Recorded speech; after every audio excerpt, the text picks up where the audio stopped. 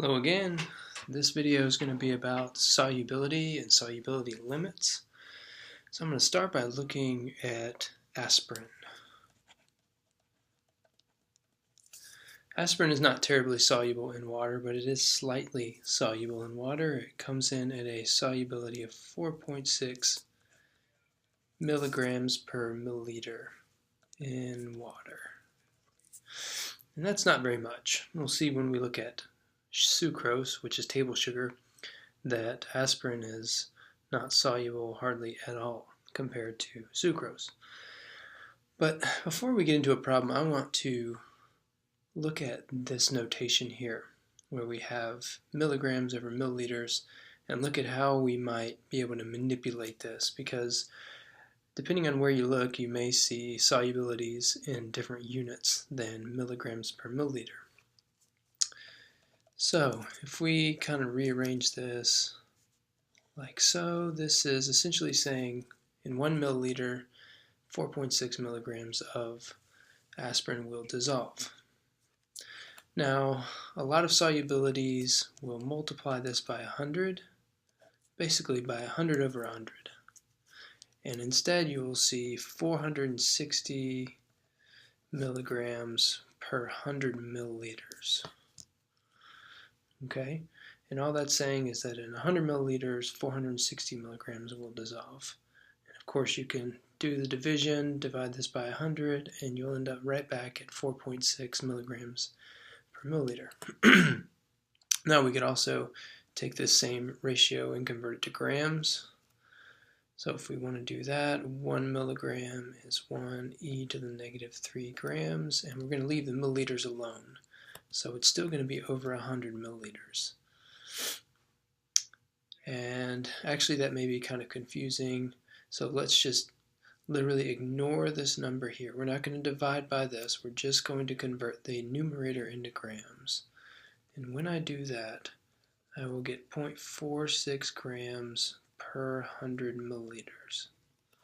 Okay, and again, if you wanted grams per milliliter, all you'd have to do is take this and divide by the 100.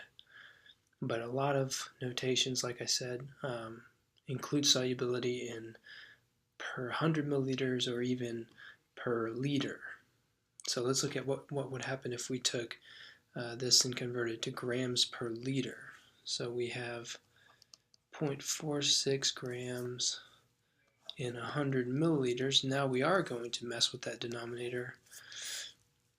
We're going to take 1 milliliter is 1 e to the negative 3 liters. So essentially for this one, we're going to take 0.46 divided by 100 and then divide that by 1 e to the negative 3. And when we do that, we should end up with 4.6 grams per 1 liter, or written differently, 4.6 grams per liter. Okay, so we can see how just looking at the solubility of something, we can use it in multiple different units. We could have grams per 100 milliliters, we could have milligrams per 100 milliliters, or we could have grams per liter, or even what we started with, milligrams per milliliter. So it's pretty easy to convert between these, and you may want to do that depending on what the question is asking. So the question that I want to work through is how many milligrams of aspirin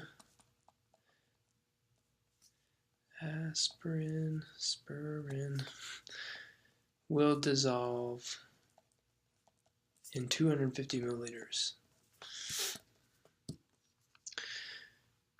Okay, so first thing is just to start with what we're given. We're going to write down the 250 milliliters, and then since it's in milliliters, I'm going to go ahead and use this first one that we started with because it's asking for my answer in milligrams. So I'll just take 4.6 milligrams over 1 milliliter, and then that will give me my answer of 1150 milligrams. So you know that you can take 1150 milligrams and dissolve it in 250 milliliters. All right, let's look at sucrose now. Of course, sugar is very soluble in water. We talked about that in class. That's due to the hydrogen bonds on the sucrose molecule. Or sorry, I guess the OHs that can hydrogen bond in the sucrose molecule. The solubility of sucrose is 200 milligrams in 1 milliliter.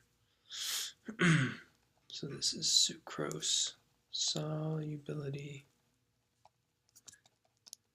in water. And so the question is, how many grams of sucrose can dissolve in 250 milliliters? Okay. So again, we're going to do the same thing. Start off with 250 milliliters, and then we could convert this to grams per milliliter. So why don't we do that? Just to get it, go ahead and get our units in the same fashion. We could do it in the problem, but let's do it outside of the problem just to illustrate that that's possible. So I'm going to do that over here. 200 milligrams per 1 milliliter, and I'm going to convert that to grams. 1 milligram is 1 e to the negative 3 grams.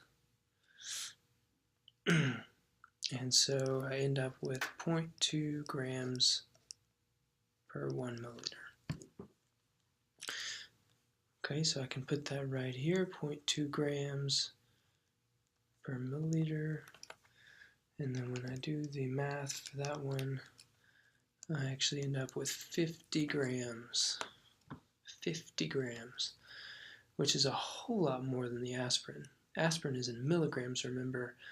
1150 milligrams is 1.15 grams, and almost 50 times that is what sucrose can dissolve in water. So it's quite a bit more soluble. All right, let's do one more problem that we may see involving the aspirin again. So the question is, if I take 0.55 grams and add to 100 milliliters of water, will the solution, or I guess the mixture, we don't know if it's going to be a solution yet. Whoops, let me fix that camera. Will the mixture be homogeneous or heterogeneous?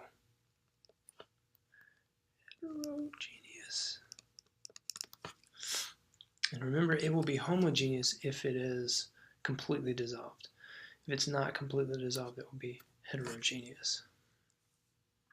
So, if we go back and look at our solubility of aspirin, it was 4.6 milligrams per milliliter. Okay, and let's go ahead and convert that to grams per milliliter. So 4.6 milligrams in 1 milliliter, and 1 milligram, same thing we did before. We're going to get 0.0046 grams per milliliter. And now we can stick that right in the problem. So, or excuse me, we're not going to stick this in the problem. This is what we're going to use to compare it to. So I've added 0.55 grams to 100 milliliters. The question is, will that exceed this maximum solubility or not? 0.55 grams in 9. All I'm going to do is divide it by 100 milliliters. And then I end up with 0.0055 grams per milliliter. And you see that that is greater than the 0.0046. So it looks like it will be a heterogeneous solution or mixture because I've added too much. This is too much. This exceeds the allowable solubility. So it can only dissolve up to 0.0046 grams per milliliter. If I exceed that, which I have in this case, then it will sit at the bottom. It will not dissolve. And that is a heterogeneous mixture. All right, hope that was helpful.